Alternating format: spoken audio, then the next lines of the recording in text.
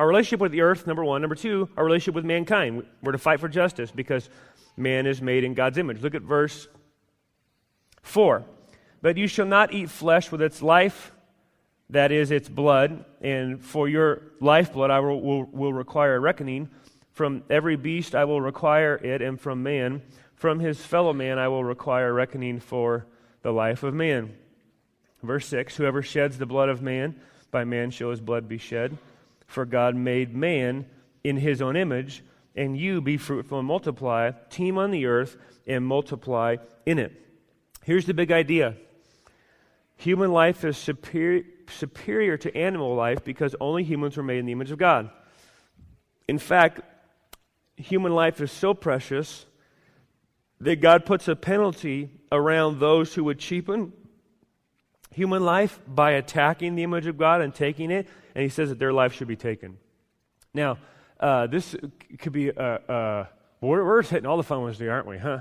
Global warming, capital punishment, woo, this will be fun. This is the parking lot clearing sermon they talk about. I'm not going to argue that this verse is arguing for capital punishment in our day, although I think that's a conversation that could be had. What I will say is this. This is giving us an idea of the kind of value God puts on human life.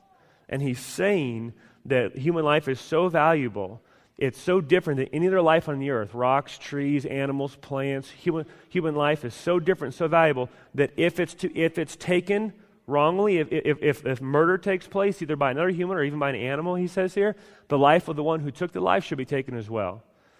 And some would argue that demeans humanity because it just starts this endless cycle of violence. Well, you can think that if you want, but that's not God's reasoning. God's logic says that human life is so valuable that if it's taken, there needs to be a punishment equal to the sin, and that punishment is that life is taken as well. And it's not some supernatural striking down of the dead. He says that whoever sheds the blood of man, by man shall his blood be shed. Meaning, God's going to give authority and expectation and power to human jurisdictions to mete out justice. And where a life has been taken wrongly, they're to go through a process of assessing whether or not that was justified or unjustified. And if it's unjustified, then their life shall be taken by the hands of man.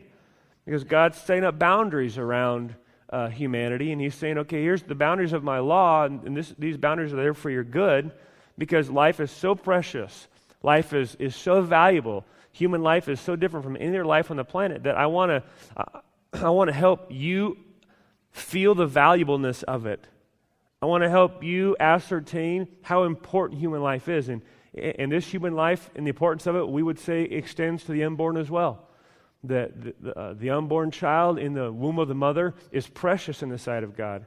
That little child is made in the image of God.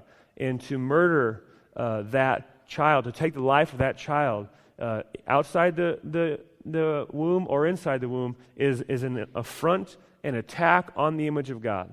And so God here for us is establishing a very, very high value on human life because humanity was made in God's image. And he's separating out here, it's interesting to note, he's separating out here the value of animals, plants, and humanity, meaning none of you probably walked into a restaurant this past week and saw someone eating asparagus and was like, oh my goodness, they're eating asparagus. What are they doing? This asparagus has no voice. This asparagus has no defender. This asparagus has no right to vote. This isn't right. We need to call the people for the equality of asparagus and file a complaint. Like nobody thought that, right? Right? Because asparagus has a different value than humanity. Okay? So we can eat everything on the planet, God says, except each other. Because humanity is different from animals and plants because humans were made in the image of God.